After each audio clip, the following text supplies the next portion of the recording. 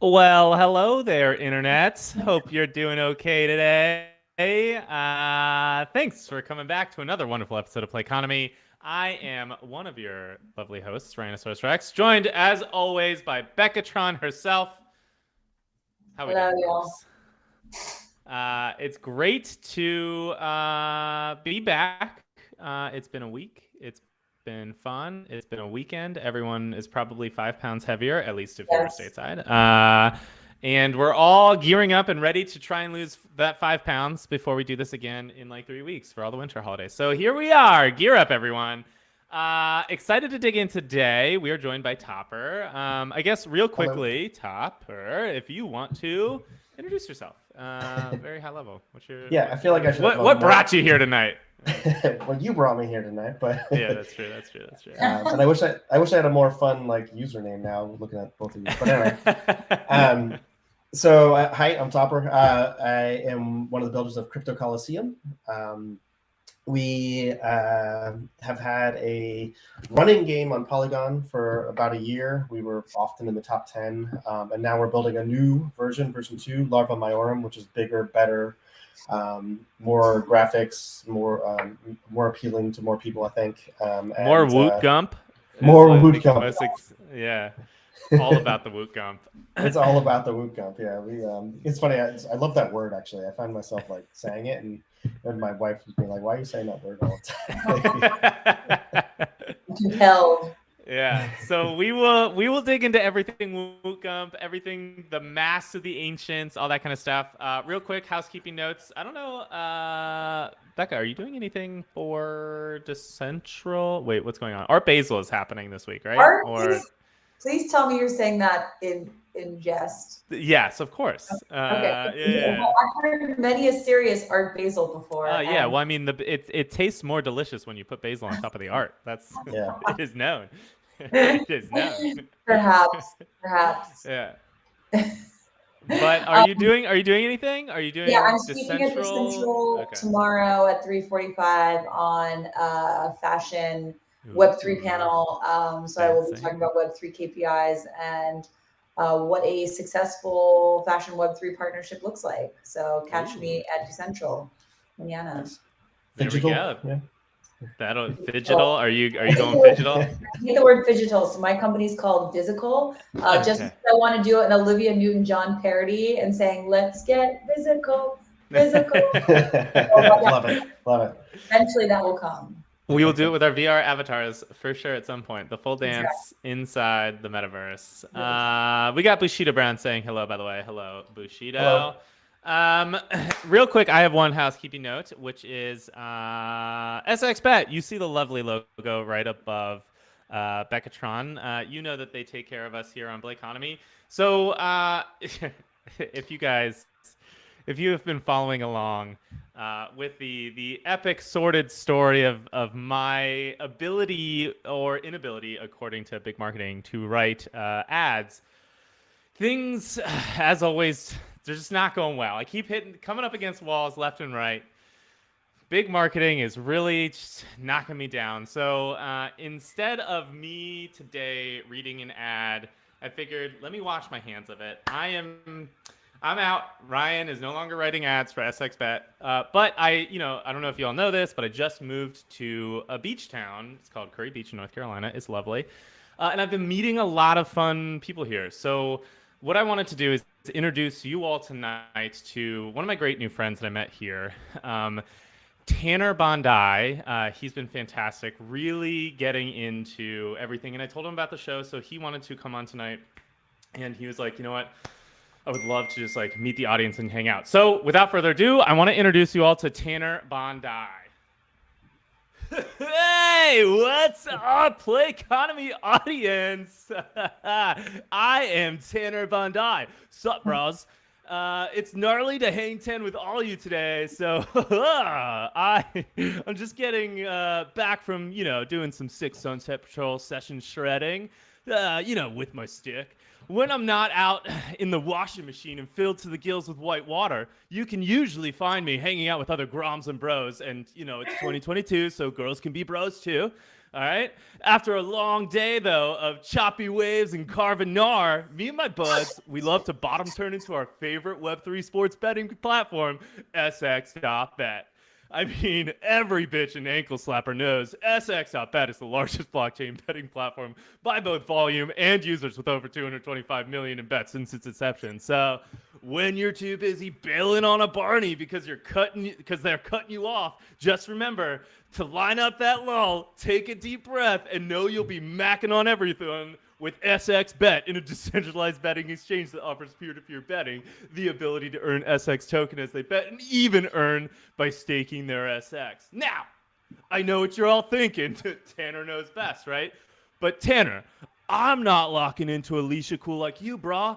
I'm just a new school goober, all right? Trying my best to find a nug in all that mush booger.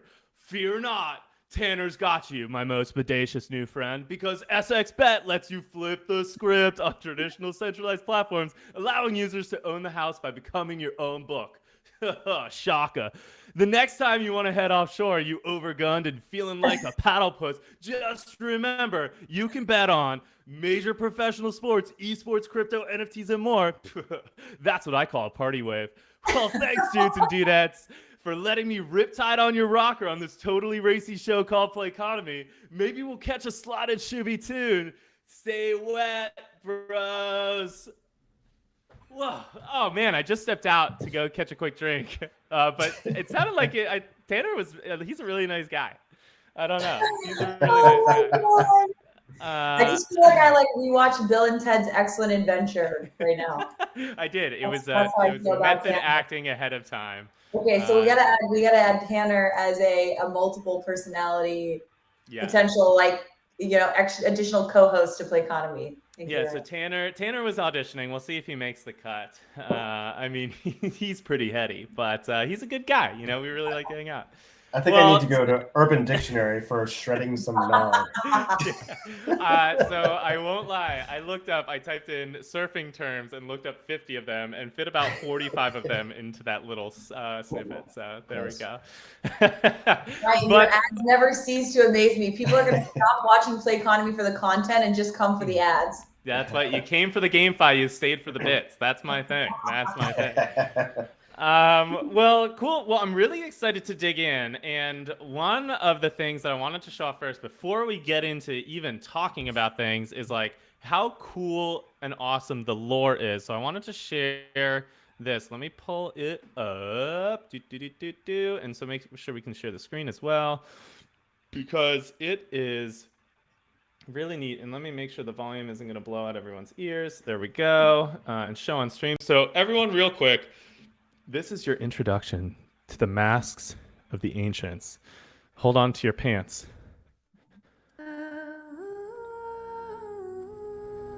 Let me know if that volume's good, because it's hopping. Some people say it was the discovery of Wootgump that changed our civilization. I say it was the invention of the summoning ritual. The change in our habits, in our abilities, came when our ancestors invented the masks. The masks were not just devices to channel the power of the Wootgump. They were also a way to keep us safe from the dangers of the world. The first masks were made from bone and wood. They were crude things, but they worked. The first masks were used to protect the wearer from harm and allow them to see the unseen. Our entire society is built on that which the ritual visuals provides. are so cool. Battle, what good would healing do? And without the promise of pain, what would life be worth? The masks are key to our way of life. They are the tool that has allowed us to thrive in this harsh world, and they bring the weapons that we use to destroy our enemies.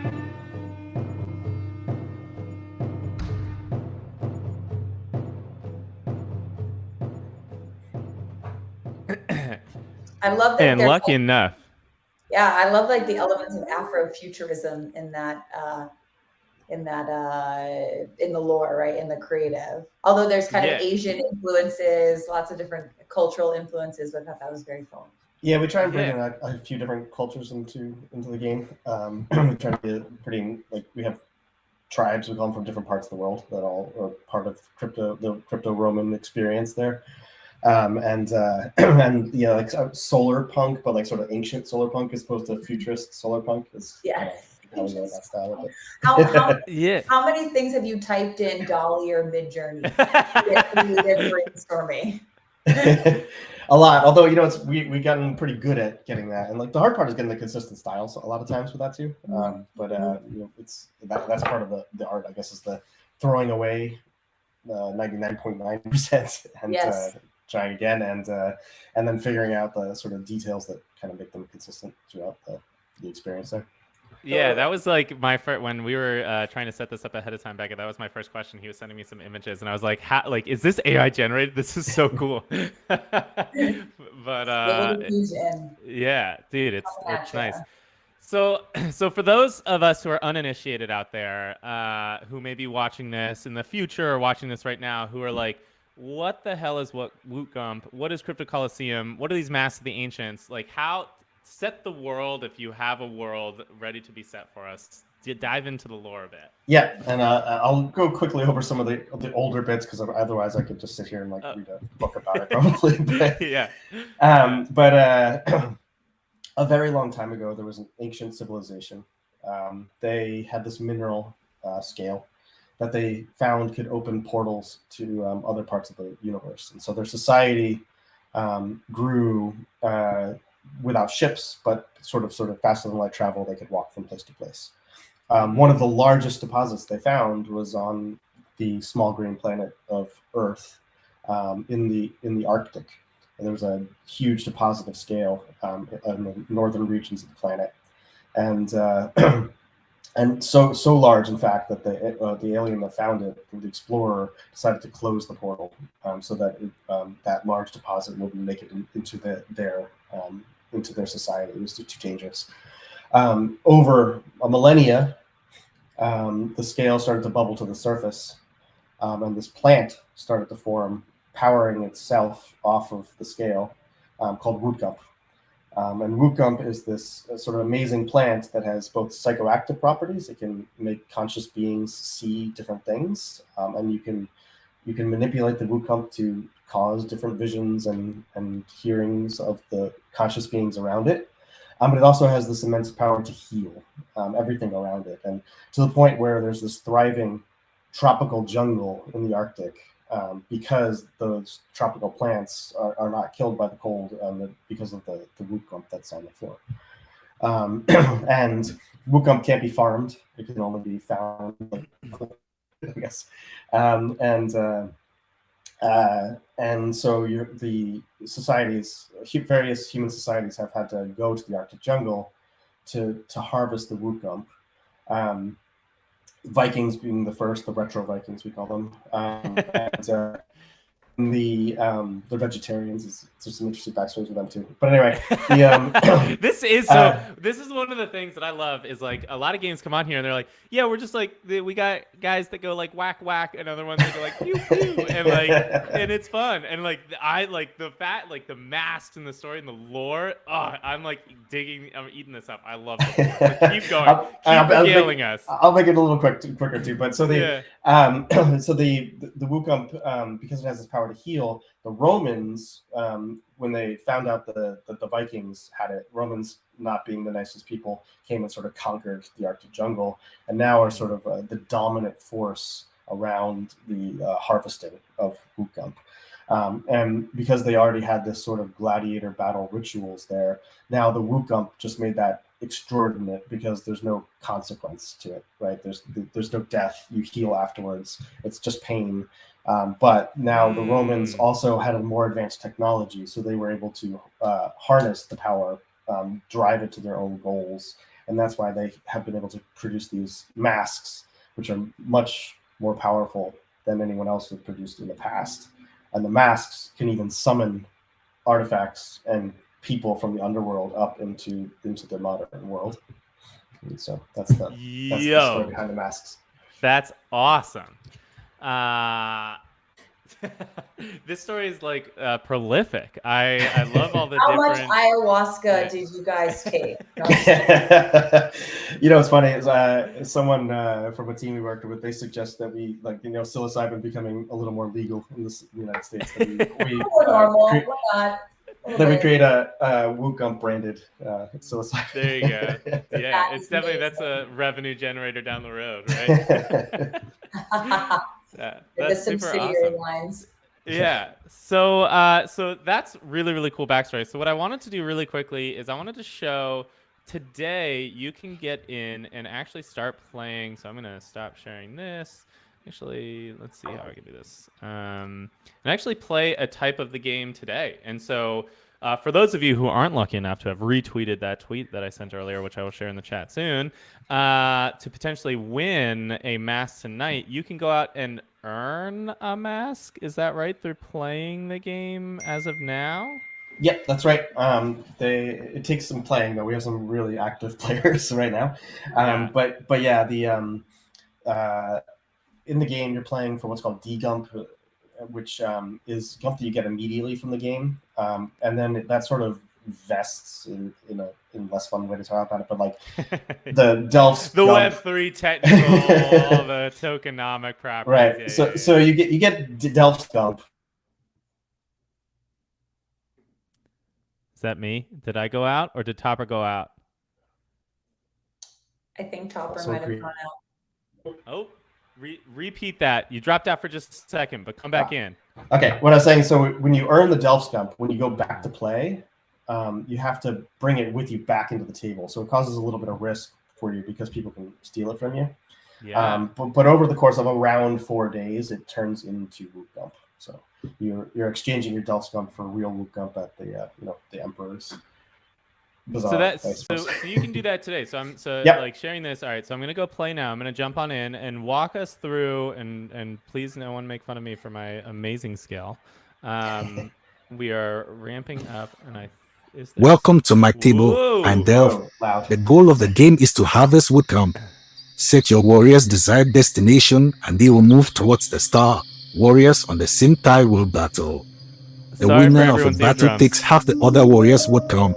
I wish you luck. May your sword always strike true.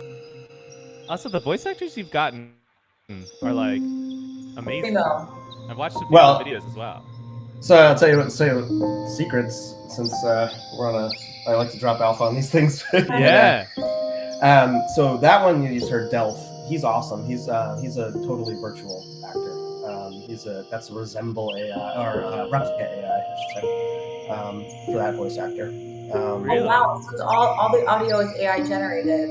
So for him, he is. The masks video is actually me. Really? With using voice AI. How much AI are you using for this entire game? That's amazing. We use a lot. Yeah. It's part of our sort of shtick for a long time, even before it became sort of really popular lately. But in the classic game, we've been using GPT-3 to generate like fight scenes, and some of the lore and stuff like that actually comes from GPT-3 too. I will say for the lore, a lot of what we'll do is like we'll have an idea and we'll sort of get going with GPT-3, and then we'll find something sort of odd, and then we'll like lean into that, right? We'll be like, okay, that's funny and cool and interesting. We're gonna like really dive into like how that weird thing became about and like that kind of stuff. So, maybe that's why some of our stuff feels like a fever dream sometimes, because it is a little bit. But I think it just makes it more fun and interesting, and it allows us as game developers to have this like super deep lore that might have taken years to develop or something like that. But now we have an assistant with this. Yeah, I think everyone should be thinking about how they can use this type of stuff. And like for the images and content, like what was it you were saying, Becca, your friend who did the one AI image thing, how he was talking about like endless dungeon generation or Oh yeah. So that was Blockade Games. Well, actually, Midjourney, that was one of their use cases. But Stable Diffusion, before it was called Stable Diffusion, was like, why don't we use AI to kind of replicate infinite game environments, right? Using parameters of the kind of like design specifications within the game, and then just having it kind of like generating or replicating infinite kind of new environments within that design scope. to kind of reduce gameplay, game production, which is very interesting. Yeah. But yeah, okay, sorry. So I'm just like playing this game while we're sitting here talking about awesome AI images. Talk me through. So this is Delph's table V1. How is this different? I thought I muted it, but maybe here. Let me try and unhide and let me share again. They're like you're not the boss, Ryan. I know. Hold on. I apologize. We get a lot of requests for like in-page volume control there, actually. Which haven't gotten to it yet. Happens a lot. I think you blew out someone's eardrums last time. Yeah, right? No, I know. They come for the bits and then they leave because they're bloody eardrums. The play economy motto. Well, the game. Yeah. Go ahead. Oh no, I was just gonna say, well, like to your point, Hopper, like with some of these newer games, it's like they're the nice to haves, like the core gameplay is the main focus, but then it's like, oh yeah, people want like a button, a very obvious music volume button, you know what I mean? But it's like you kind of get there when you get there. Yeah. And I was gonna say, so for this game, I guess a little bit of the approach that we take is we have a light paper, which has a very fleshed out, very large economy, revolving around gladiator battles, and then coming out for warbanding. And the warbanding is going into the Arctic jungle to harvest Wootgump. And so the approach we're taking is, rather than making one giant, huge game that would take us 5 years to build, we're building small experiences along the way. And those experiences aren't necessarily even all games, right? Like the masks and videos and stuff like that too. And so what you just played is, it's like not another even round here in just a second. It's like not even warbanding yet. It's Delph's board game that he built to show you what warbanding will be, kind of thing. This is what the sort of concept behind this game is. So for the people watching, it's round based, so turn based. It's multiplayer, so there's other people on the board there. Yeah, I was getting rocked by a bunch of people there. By the way, you guys can't hear any sound, right? I did this correct? Like we are able to hear each other talk, and all right, no ears are bleeding. Good. And sort of the goal is to, in the 15 rounds there, harvest as much D-Gump as you can, Delph's Gump. And then also there's other accolades you can win too. So if you get the first harvest on the table, then you get a trophy for that. Or if you win the first battle, first blood, you get that. I didn't know that. I gotta and we've been rewarding folks with some of those from the leaderboards of those accolades as well. Nice.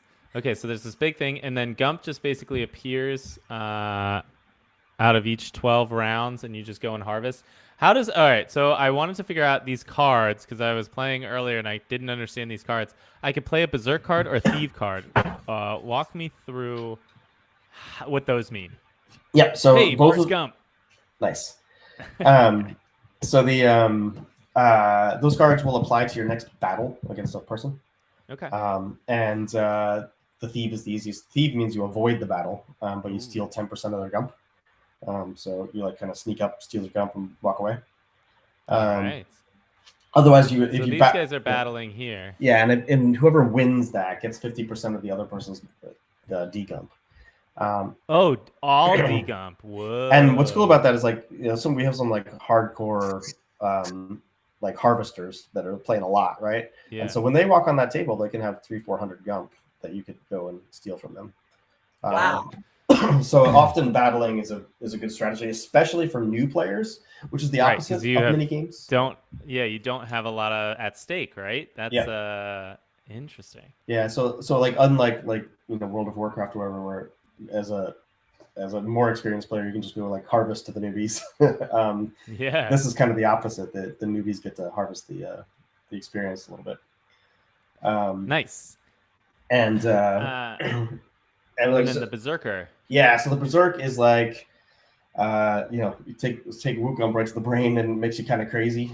Makes your attacks. Like the Vikings. Okay, yeah. The lore is coming full circle. Yeah, makes your attack really strong, but at the cost of a lot of defense. So if you get hit, you can go down pretty quick, but you have super strong attacks. You have a much better chance of winning too. Gotcha. And so if I play more, do I get better attack and health and all that kind of stuff, or is that still HP? Oh, oops, that's a bug. Not yet, but that is coming. So with the masks, that's the first step towards that, actually.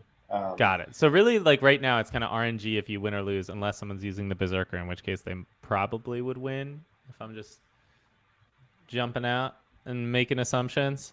Yeah. So when you join, though, like if you hover over a player, right, they do have stats, and so right now it's randomized for your stats. Ooh, I could definitely beat Maisie.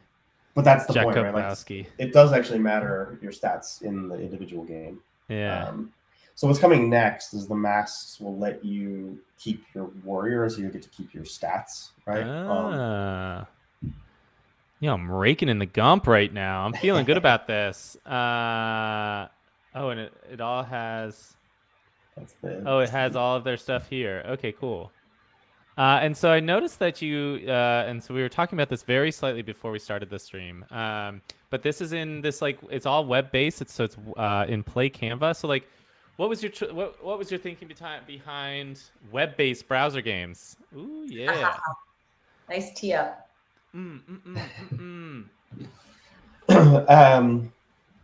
So I think what was I gonna say? So for Web3 games, I think it's really it's like a weird disconnect to have to download and install the games and hook up the wallets and stuff like that too, right, to the downloaded games.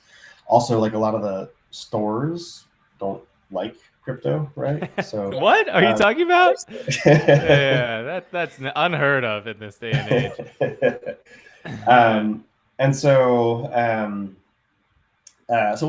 We use Play Canvas. It's one of the better ones. What's the big Solana game? Star Atlas, is that right?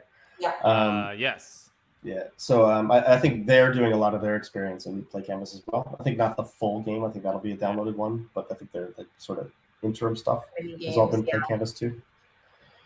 And it's good. It's like the browser graphic experience is really gotten a huge unlock in the last year, and there hasn't been a ton of engines that have caught up with that yet.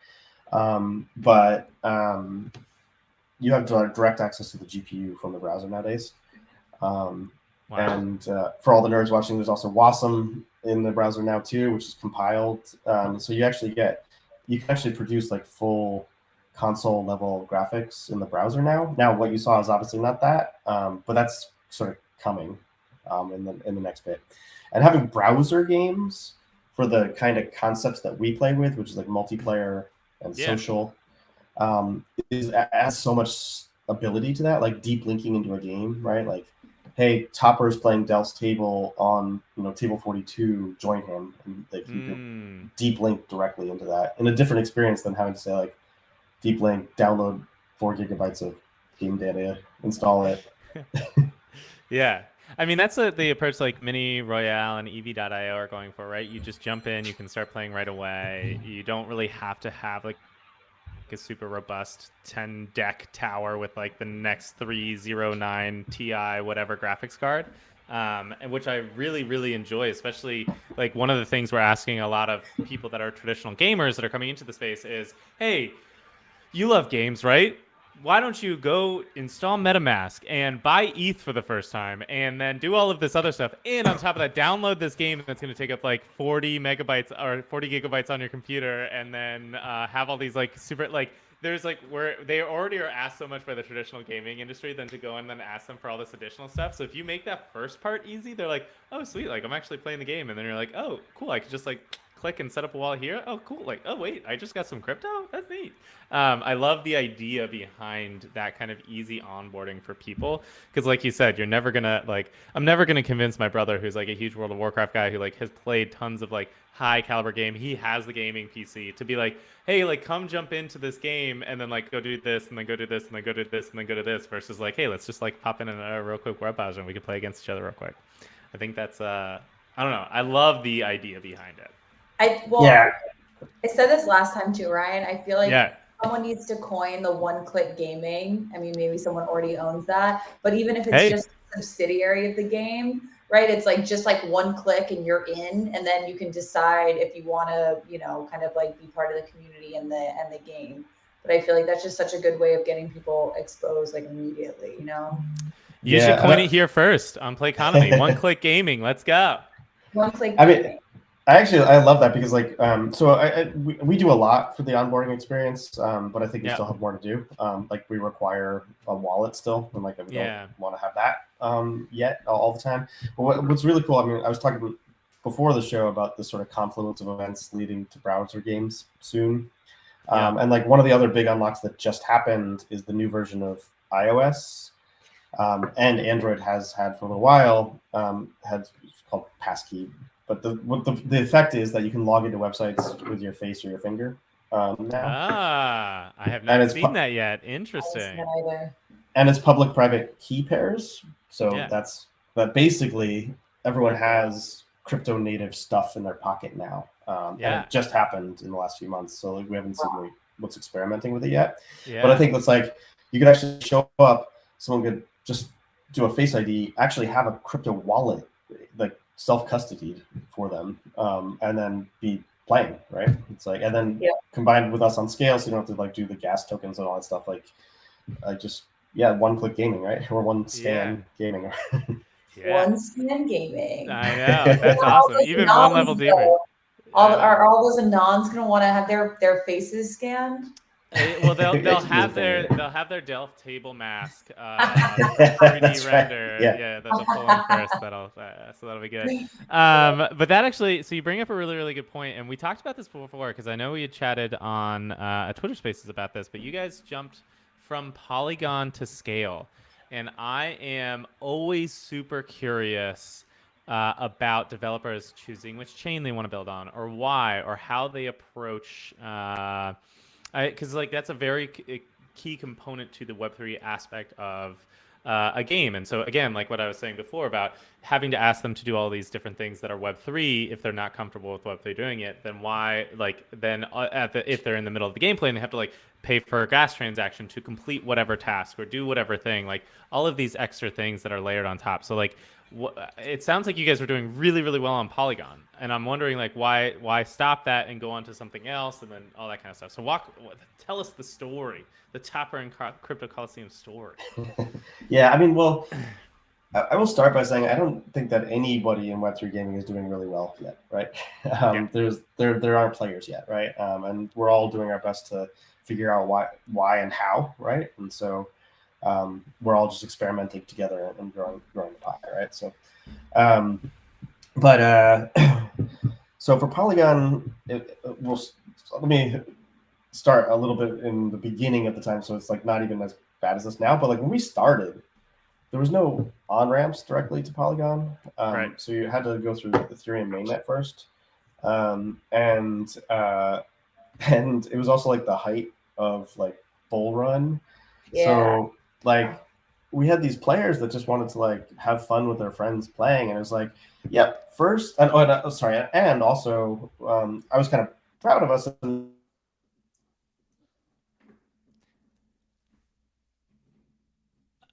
Topper, I think we lost you for a second. Oh no, this must be the great Airbnb Wi-Fi that you're in. He's also Topper. You're in Beccatron's neck of the woods right now, so that's why the Wi-Fi is probably. You're in Miami. Great. He will respond yes whenever he gets back on. There you are. I think we see you again, Topper. Yes. All right. Yeah, sorry. I am in Miami. I just got here tonight, and I didn't get a chance to experiment with the Airbnb Wi-Fi. So yes, it's so weird. We were just watching you like have a conversation, but we couldn't hear anything, and it looked like it was a funny joke, and I wanted to laugh at the funny joke. So it sounds like you're here again with audio again. So say it all over again, and we will laugh at the cued moment. We will be lined up and queued up. Oh no! Oh no! Topper, it's happening to us again. I know. Am I back? I feel super terrible. I think this is Melon. I'm gonna call Melon. It might be Melon. Am I back? It might be Melon. You are back now. Okay. Your audio just weirdly drops out every once in a while. Yeah, you guys freeze, and I can tell that it's probably me that's frozen, not you. Yeah, unfortunately.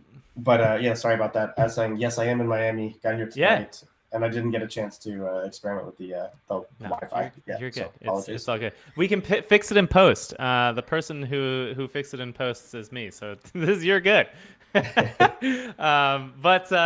yeah. So we were about to dig into Polygon. really well in Polygon, shifting over to Scale.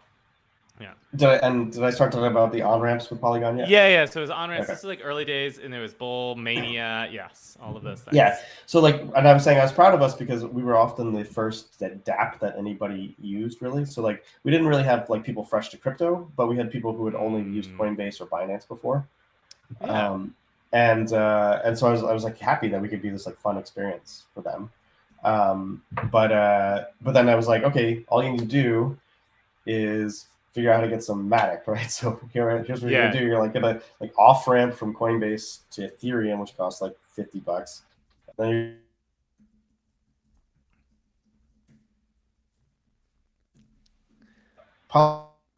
better remember that you both need Ethereum and Matic on mainnet because you need. The thing is, I know exactly what he's saying, even though we can't hear him saying it. No, it's okay. But yes, it's basically it's like the whole onward. So I jumped into working at Blockworks right when the last bull market kicked off. So right at the top of 2020, and that experience of trying to do anything outside of Coinbase is that's when it finally clicked, what all of these companies were building and doing and solving for, because it is such a headache and it's so scary. The first time that you see the warning, ensure you have this wallet address that is however many characters long, there's a bunch of numbers and things, and you're because if it's not correct, your funds are just gone forever. And you're I was I'm about to send $500 and you're telling me this could just be gone forever. That jump for the first time user is the biggest leap of faith. And then after you've made that jump for the first time, you're I'm 2 feet into crypto. I'm blindly sending my thing out into the world, hoping that I copy and pasted this address correct. It's really funny. When I'm at my parents' house, and I'm always my dad is super degen now. But whenever I'm there for the holidays or whatever, my mom is hey, I want to move some money from Gemini to. I got them a ledger for the holidays last year. But she's okay, read me the wallet address, and I'm there on the phone, and she's there on the computer, and we're doing it letter and number by number as we're lowercase e, uppercase a. Yeah, just ensuring that it's correct as we're moving her Bitcoin to the ledger. Well, how many people have sent crypto to the wrong address? I don't know. So many. I've done it. Yeah. So many. Yeah. It's so hard. Payroll. I remember working in a company and they were doing payroll, and someone basically accidentally sent it to the wrong wallet address. Oh man. Well, that other person came out okay, right? Well, Crypto.com said they did that, right? With $400 million. Oh my God, the person who went and bought $1 million house and stuff. I wasn't even thinking about that, but that also happened. Yeah. And then there was the BlockFi one, which was they meant to send $50 of Bitcoin, and they sent 50 Bitcoin. It's crazy. By the way, pouring out BlockFi. One love. Actually, funny story. Before I was at Blockworks, I was working at this other company that was doing HR sales, and I actually shared an office with BlockFi at the time. And I remember looking it over, Flory and Zach and all them, and they're man, this crypto thing's crazy. And then they raised 3 rounds in a matter of 7 minutes, it felt like. And I was maybe there's something to crypto. And then I jumped into Blockworks. Maybe this is real. I know. Yeah. Maybe it's not all funky internet money. Yeah. But sorry, we were pontificating about, and then so the switch over to Scale. Yeah. Hopefully my audio and video stays on for this one. But so I mean, Polygon's way better now, right? You can on ramp directly to it from Coinbase and all that stuff. And the one thing that isn't is it's a crowded chain now, and for if you're playing a game and you're trying to do these on-chain transactions, and if the Matic price moves 10% or whatever, the chain just gets clogged and destroyed, right? You can't use it. It's really expensive. And also has rollbacks all the time, actually. It's and some of them are crazy, 67 block rollbacks and stuff. So in our classic game, we had players were always, like, for a while they were like so like, are you like I don't know, they were unhappy with us as developers because the outcome would happen and they would like roll back and like the outcome would change. Yeah. And so just those couple of things, and like part of what we wanted to do with Larva Majorum and the V2 was make this whole experience like easier for folks, because like the classic game, like I love it. We had really like passionate people in there, just like all the time hanging out, talking about gladiators and like, but it was a game that was not gonna grow to mainstream. Like, the fights happened in Discord. It was text only. Heavy crypto native kind of stuff in there. And so part of what we want to do with Larva Majorum is make that a game that could appeal to a much broader audience. And, you know, like I said, we're not there yet, but we're working towards that. And with SKALE, I mean, interestingly enough, I like looked at them before we made the Polygon switch and was like, nah, not for us, because they had isolated chains back then. And I was like, as a game, you still want to have like all the cool infrastructure like dexes and all that stuff around you. Right. So I was like, that's not going to work. When we were looking at Larva Majorum, they actually fixed. It's funny. I like went through a chat that I had with their CTO on Twitter actually, and I was like, oh, he actually fixed every single one of these things that I had talked about. That's really funny. Yeah, it was like years later, right? Like it was like 2018 to now. Yeah. And so I was like, okay, this actually now makes a ton of sense, because our app our game can just be a game that's not going to get like interrupted by price movements and stuff like that too. Relatively high speed, 4-second blockchains, and like plenty of TPS and stuff to handle it. But then also, because you can do this like cross ecosystem stuff, you can go to Ruby Exchange to do DEX stuff. There's going to be an NFT marketplace with like concentrated liquidity is a big thing for NFTs, right? Like getting people to come in to the same market. You know, it's why OpenSea is still huge, even though there's like competitors now. It's like, you know, but people were there, they'll be there, right? Right. And so all of that stuff with SKALE, combined with, it's nice to be early in an ecosystem, right? You get you get a lot of people watching, hanging out, like trying stuff more. It was just community and tech kind of came together for us there. Nice. Yeah, and I think that's one of the cool things about SKALE, shameless SKALE plug, I guess, is like the way it's set up is on the back end, you as a developer, similar to the way that you're paying for the server and the infrastructure like AWS or anything like that, you are paying for the gas fees for the players to like get things done. So as a player, I get the same kind of Web 2 experience with the Web3 enabled things, and I don't have to worry about having SKALE or native tokens necessarily, but I still get to have all the beauty of Web3, which is player ownership and a stake in the game and governance and all those wonderful things that come along with being in the Web3. So that's really, really cool. Always like that. So the next thing I wanted to show off, you sent me a link right before we hopped on.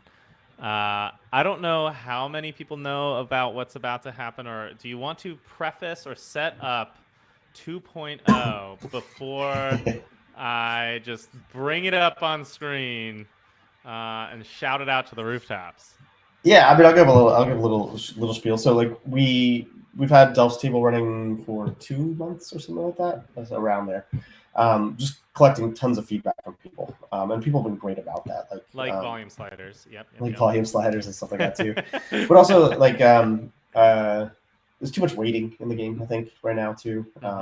And also, if you want to like go play with your friends, you're not necessarily going to automatically be put in the same room and stuff like that too. Yeah. So what we're going to launch is a persistent world of Delph's Table. So there's only one, and it keeps going.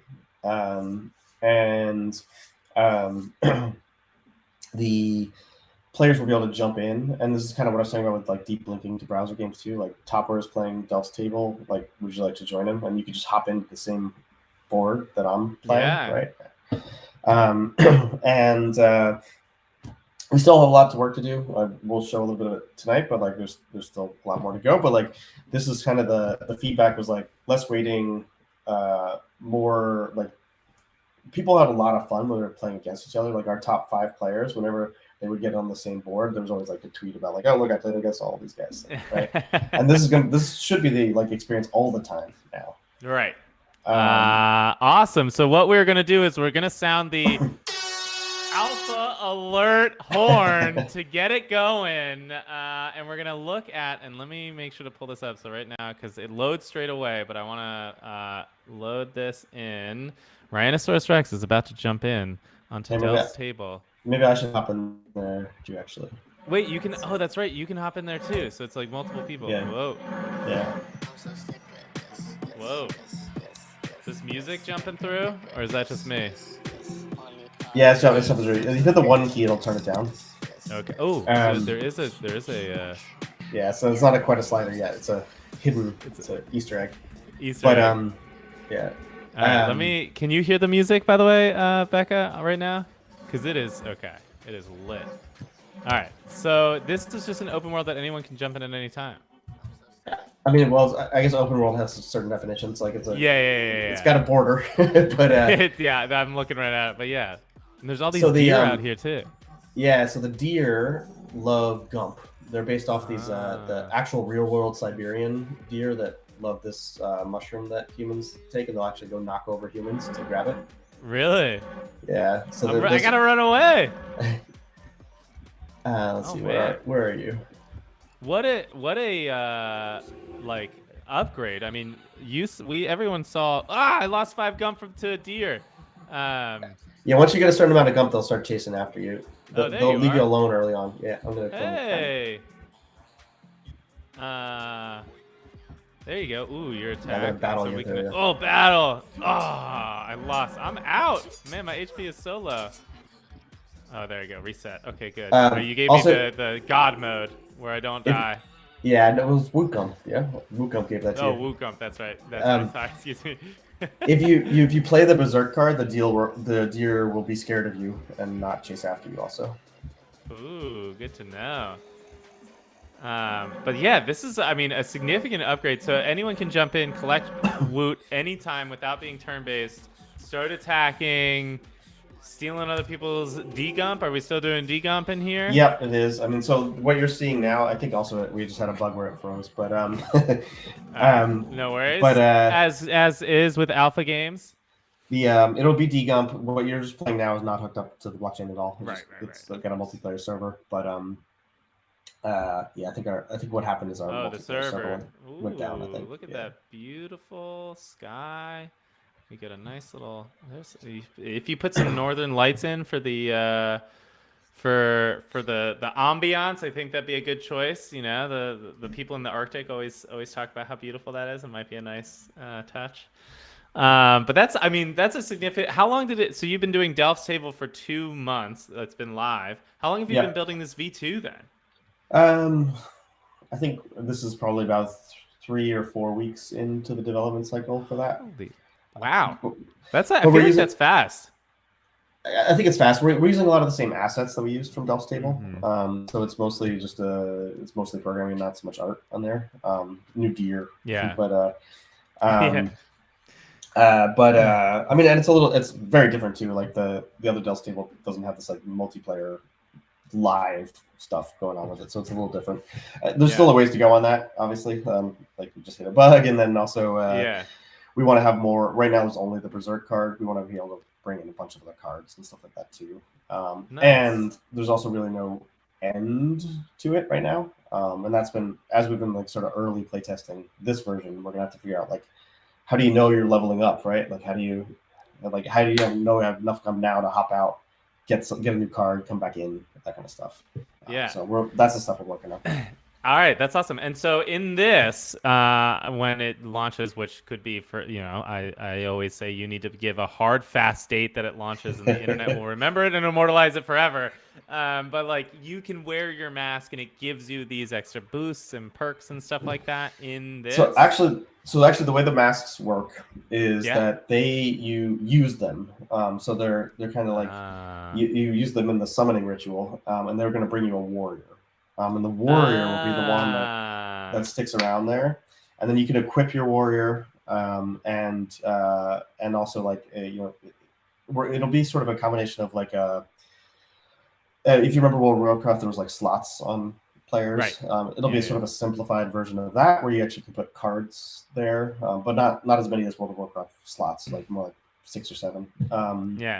And you can those will be the artifacts that you can equip there with cards, and then you can also have these like sort of throwaway cards, like the Berserk card, that you can also sort of attach to bring into the table. So you'll be able to like kind of pick like I want to bring in these 10 cards to the table.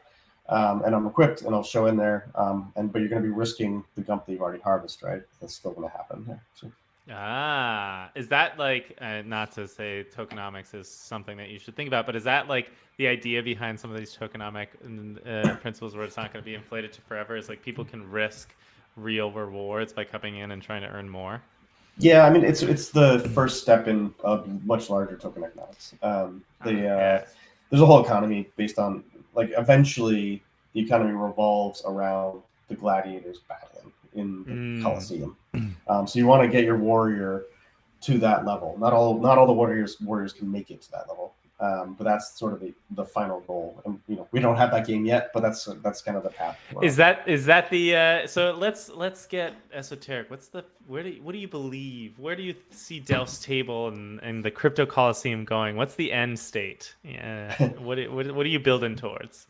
Yeah, so it's funny, like I it's a metaverse, but I hate to use that word because then people think of like goggles and like VR chat or but we've always defined metaverse as like a place in the digital world where humans can have authentic experiences together.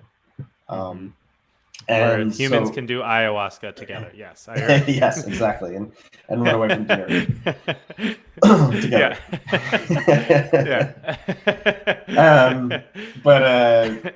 And so what I generally call it is like an ecosystem of fun. And so there's going to be a bunch of smaller games. There's going to be a bunch of cards. One of the cool things that will be happening soon is player-generated cards.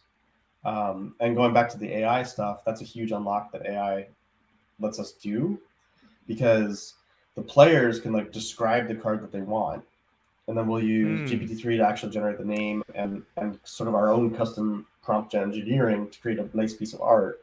Then we use the blockchain to assign the stats so it doesn't mess with the game economics. And then the player will be the only one that's allowed to mint that particular item, but they'll be allowed to sell it on the marketplaces or whatever like that too. That is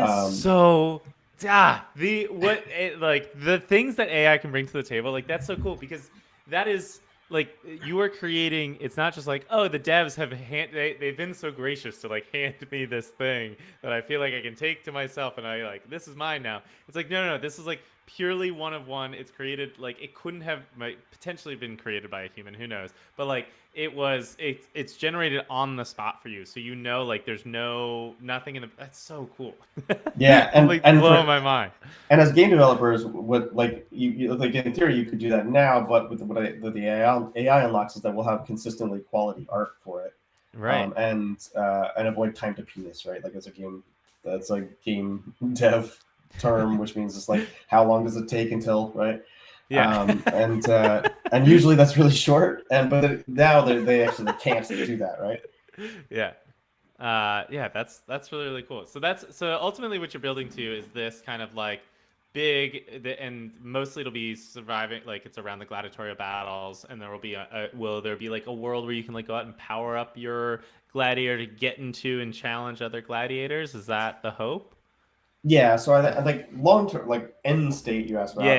This is a while away. It's like there's a whole economy that revolves around those battles, but then there's also farming, crafting, maybe fishing games along the way. And my hope is that we're not the only ones building that, right? That's the power of blockchain too, is the sort of composability there. That we'll have these beautiful cards, we'll have tokens and Wootgump and all that stuff, and as other game devs can come in, put those assets together and create another fun experience in the crypto Colosseum world, in the crypto Roman world.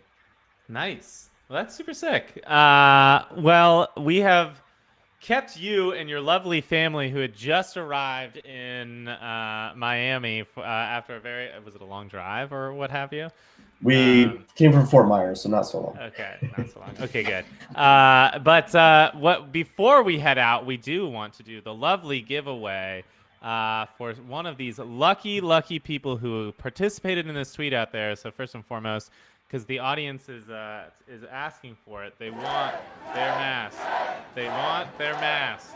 All right, so I got the tweet picker queued up. Let me share this on screen real quick so everyone can see that this is not. Oh, did I pull it up in the wrong thing? Oh no, I pulled it up in the wrong thing. I pulled it up in Brave and not in Chrome. Give me a second to fix my errors. Let's do this again. Load the tweet, and I will share the screen so everyone can see me doing this. This is the tweet. Here we go. Get rid of this.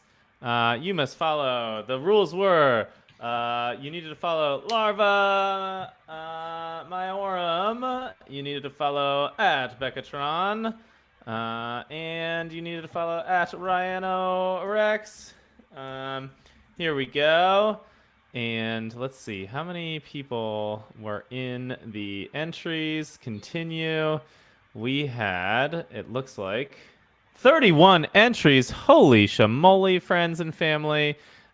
This is your chance. Can we get a drum roll, please? Not a drum roll, but close enough. Here we go. Continue to the next one, and we will begin the draw. Here we go. Who is up? Oh, they did not do the they're not following the right people. All these people. Error. Oh, my goodness. What happened here, tweet picker? Load the tweet again. Let's try this one more time. Continue. And continue. And begin draw. Let's see if it works this time. Not following. Not following. Ryan DJ. Ryan _platinum on Twitter. Here you are. View the entry. There you are, sir. Ryan. Not to be. I swear it's not me. I swear it's not me. Just pumping my own bags out here. Ryan. Just DJ, some surfer guy from the internet. Yeah, that's Tanner. Okay, that is Tanner. Wonderful guy. Great human being to knock a few beers back with. But Ryan DJ, we will make sure to tweet at you and, everyone clap for the man himself, Ryan. There we go. There we go. Get out there. We will get you your mask, and we will sync you up with Topper to make sure we can figure that out. It's 9 o'clock now, Eastern. You have children. I have children. Papa Ryan is very sleepy. But tell everyone real quick, where can they find you? How can they get involved? What can they do today? So that way we can get Crypto Colosseum and all the Wootgump out there to all the Wootgump lovers. Yeah, so CryptoColosseum.com has all the links, right? It's got our Discord there. It's got our Twitter. I'm T.O. Bowers on Twitter, but go to CryptoColosseum.com. It's got all the good stuff. Right now, you can play Delph's Table. If you earn 15,000 Gump, then the mask, you can pre-mint a mask. Those will be going live onto NFT Trade very soon. As soon as I can work around the Basel conference that's going on here. Are you on mute, by the way, Becca? Did you mute yourself on us? I can't hear you. Oh, I did. You saw the good jokes. I'm sure you have your slanging jokes out there. But as soon as we can do that, then they'll also be listed on NFT Trade for around 20 USD on there. Okay. I'm not sure what currency that will be, but and so yeah, you can start to do that now. The next Delph's Table will be coming soon, but you can get those masks now, and now with Gump, soon with money. All right, go out there and collect your Wootgump for the Wootgump, for the lore, everyone. Topper, thanks for hopping in here, man. Thanks, great super to fun. Play around. Yeah, of course. And we'll do this again soon when gladiators are battling in the Colosseum and everything and beyond. Everyone out there, thank you. Do all the classic YouTuber things. Smash that subscribe. Give us a follow. Make sure you add us, whatever you're thinking about, those things. Get after it. Yeah, but thank you, everyone. We will be doing this again next Tuesday, I believe. Next Tuesday we'll be doing this, not next Monday. Check us out, 8:30 p.m. next Tuesday. We will be playing, I think, Drone Racing League video game. Galaxy. I will look into. Yes, Galaxy. So come check us out. It'll be fun. But thanks again, Topper. Thanks everyone out there, internet. We love all of you, each individually and equally. Unlike my children, it's been real. Have a wonderful Thanks, night. everybody. Yeah, cheers.